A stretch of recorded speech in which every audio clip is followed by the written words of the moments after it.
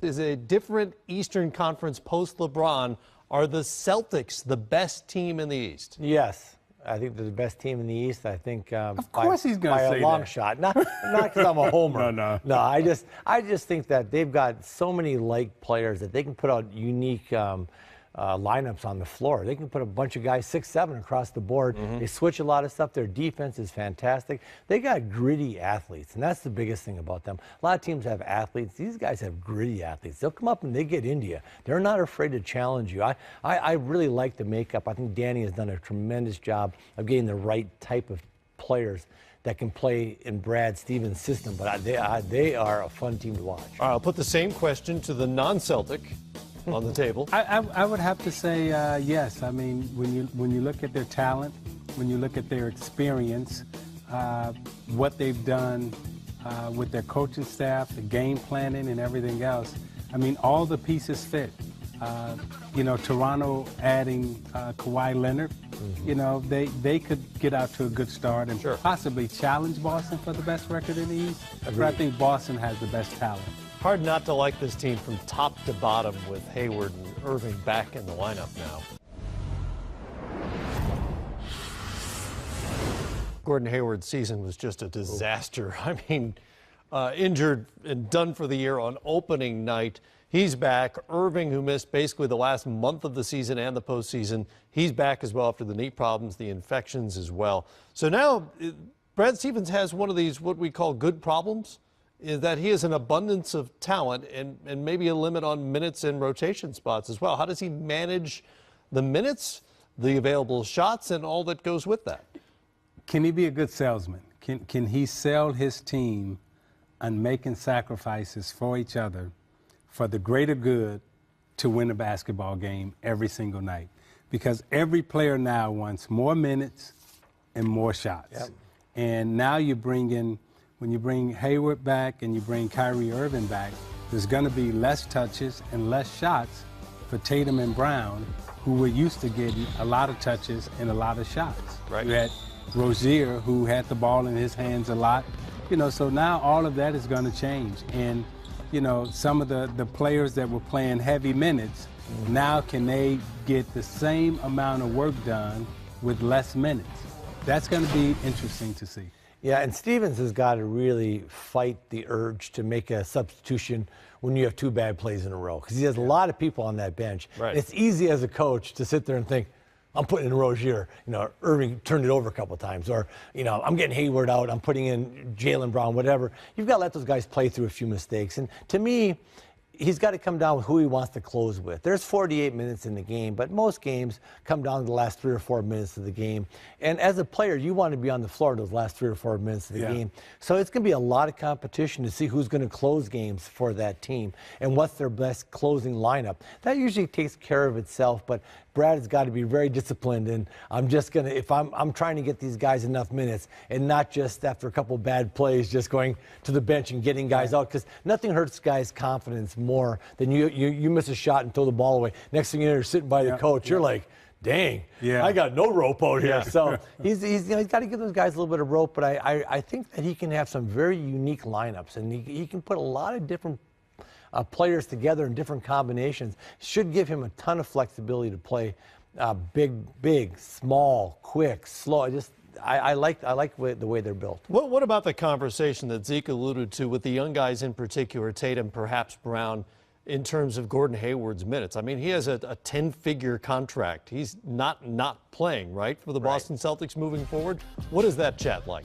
Well, you know, right now, if you're Tatum and Brown, you're saying, I'm looking forward to this training camp coming out because I'm going to show Coach Stevens that I need to be on that floor. There's a lot of internal competition, which I don't think there's anything wrong with internal competition. I'd love two guys come in. Let's find out today who's better. And then, you know, I may get the better of Zeke today, but tomorrow he's like, all right. And it makes you better. So I think those guys are going to compete for minutes. There's no question.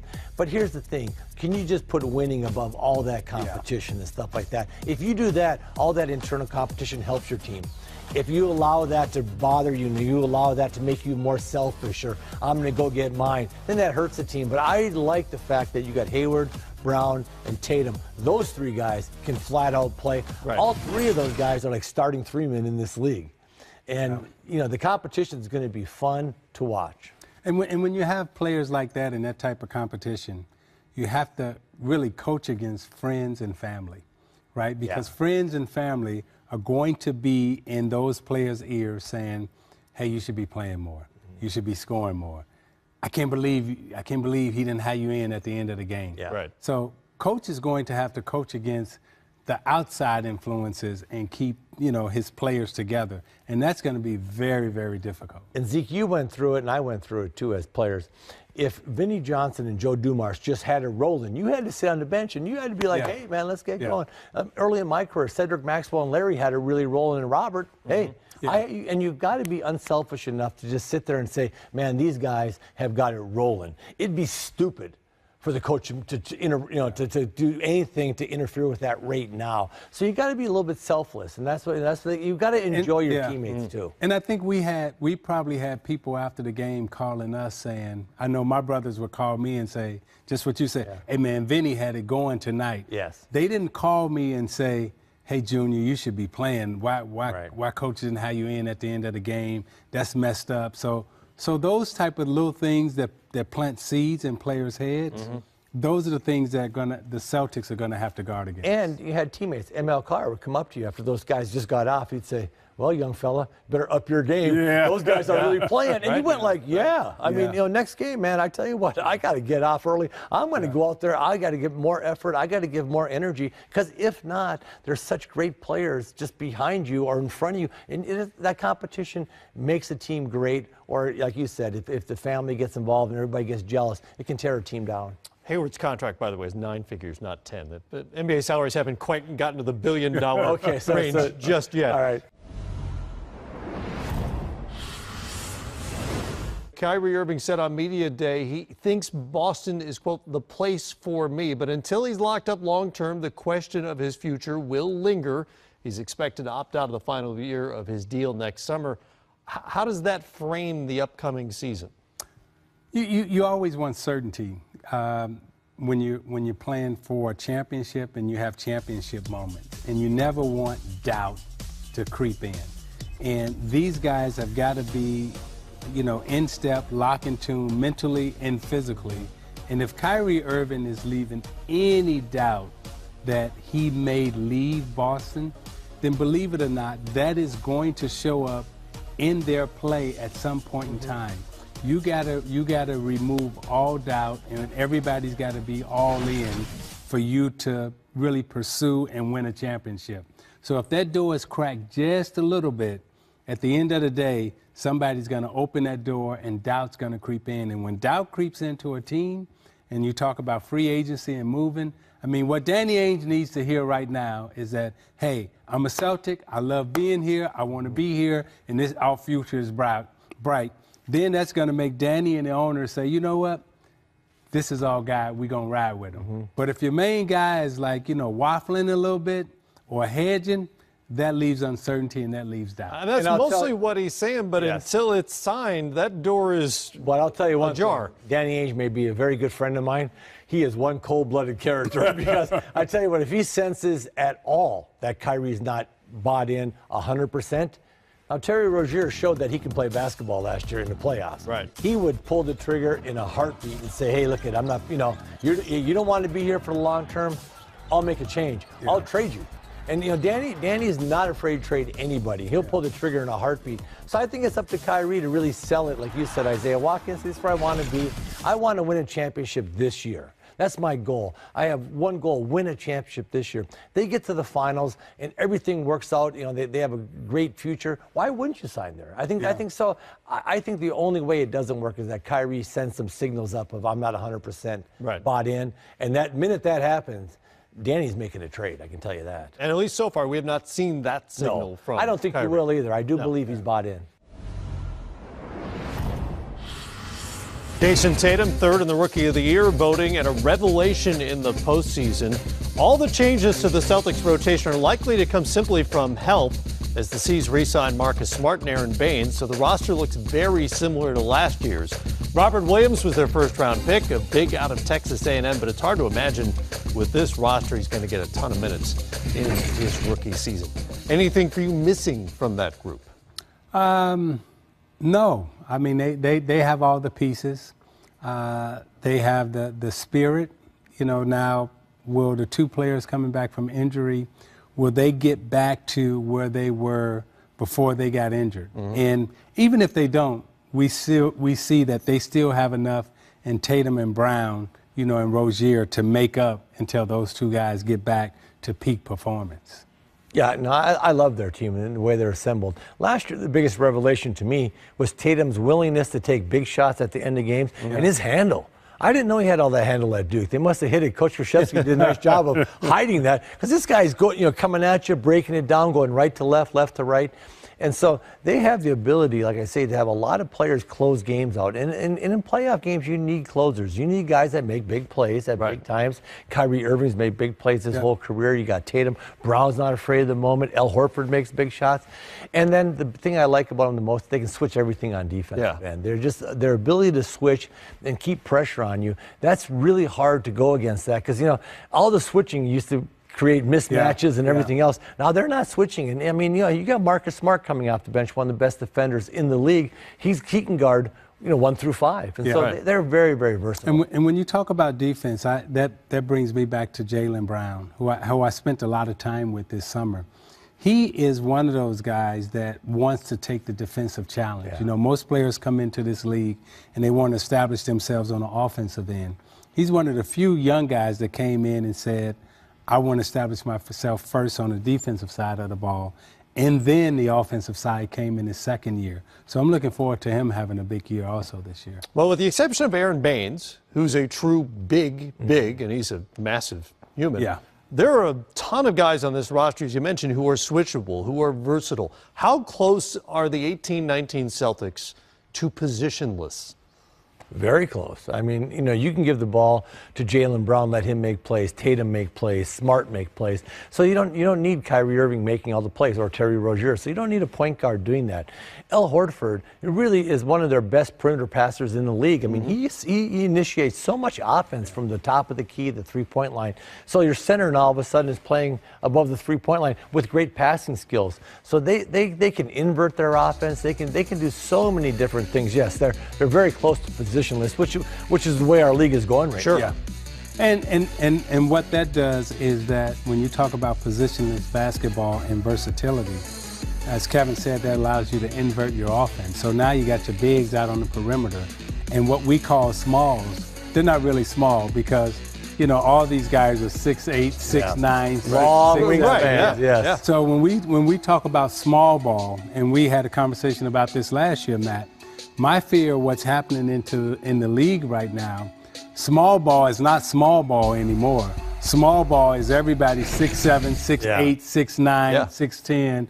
You know, so the guys that are 6'1", 6'2", 6'3", better be careful, because the guys that are 6'11" now can do the same thing that I can do as a small guy. So they're calling it small ball, but Kevin Durant is 7 foot, playing out on the perimeter. Some of those smalls are still pretty tall.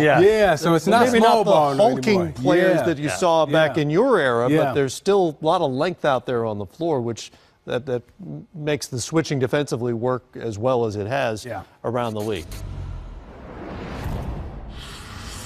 Talk about trending in the right direction. Since a 25-win start to his NBA coaching career, Brad Stevens' Celtics have managed to improve their win total 4 straight years. To keep that trend going, Boston will need to win at least 56 this season, which would make Stevens the 4th coach in NBA history to improve his win total in 5 straight years. Kristen Ledlow spoke with Coach about the progression. We've had a lot of players through here that have put in a lot of sweat equity. And it's been fun to be a part of the growth of that, to watch guys get better, to watch guys want to compete together. And then we've just been fortunate. You know, I think that it's a hard league to win in. You have to play at a great level every night to have a chance to win. And you know, we've been fortunate to have that, and we'll see if we're good enough to win a few games again. What are you most looking forward to about having a healthy roster to start the season? A healthy Gordon Hayward, a healthy Kyrie Irving? I mean, I'm obviously looking forward to it for them more so than for us, right? I think that ultimately those guys, you know, as much fun as they had following our team during the playoffs last year, that was really hard to not be able to play. So it's great for them to get a chance to be back. Guys, you know, as much fun as they had following our team during the playoffs last year, that was really hard to not be able to play. So it's great for them to get a chance to be back out there, and we're looking forward to having a full set of rosters so that we can, you know, hopefully build off some of the good things we did and improve in the areas we need to improve in. He's already recognized as one of the great coaches in the league. What does he do better than most? I just think his improvement, just like his team, he's improved from year to year also. You know, you're a forever learner in this game, and he keeps learning and getting better. Many believe Boston will be the #1 seed in the East. Last season, the Raptors won the top seed with 59 wins. Will the Celtics win more or fewer than 59.5? Ooh, I'm going to go over. I'm going to think they're going to be a 60-win team next year, minimum. 60? Oh, minimum. I thought you were going to say 60 on the dot. No. I'm going to go 59. Well, so under. Yeah. No, Fewer. right at 59.5 was the number I gave. Yeah. They say good problem to have, right? Well, that's nice unless you're the coach who has to figure out how to make it all work. That's a difficult task, Zeke, when you look at minutes, opportunities, and the amount of players the Celtics have. Yeah, he'll be able to make it work in terms of minutes and opportunity because he has talent. The thing he's going to have to do best is what Chuck Daly did miraculously with us. He's got to manage egos, right? You got to be able to manage everyone's ego and make them sacrifice for team. And I look at Mark Aguirre, in my opinion, should be in the Hall of Fame, okay? Bill Laimbeer should be in the Hall of Fame. These were two players that had Hall of Fame careers in front of them. Then we get a Dennis Rodman who starts to develop. He takes minutes away from Mark Aguirre. He takes rebounds away from Bill Laimbeer. Bill Laimbeer had led the league in rebounding, I think, for 3 straight years. Then we get Dennis Rodman. Now Dennis Rodman leads the league in rebounding, so Laimbeer kind of takes a lesser role. We get Mark Aguirre, who's a great offensive player, but Rodman is also a great defender. So Mark Aguirre takes a less of an offensive role, and we become a great basketball team. Now, can those great players that he have, can Coach Stevens, you know, manage the egos and get them to sacrifice and buy in and take a lesser role to be a better team? You talk about alpha males before. We've got, obviously, Kyrie, who we look at that way, but when you look at usage, I feel like we're going to you because you just look the smartest on set. So we go to usage. Wait. It's only the glasses. It's only the glasses. Wait a minute. He said egos. I just wanted to remind everyone.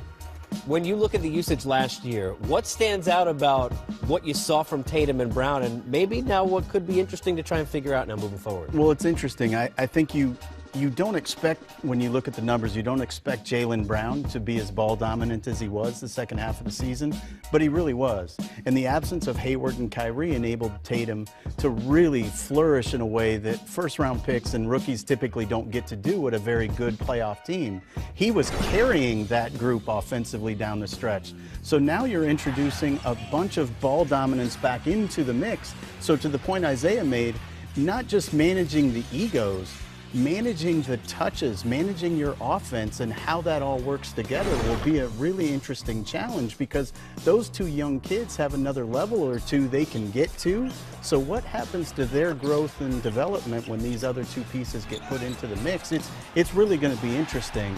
And I think, again, the reason it's going to work in all likelihood is they've got an organizational ethos that is, we're bigger than the sum of our parts. From the time Brad got there, they were built on, we're going to outwork people, we're going to be about the right things, and we're going to overachieve because of that.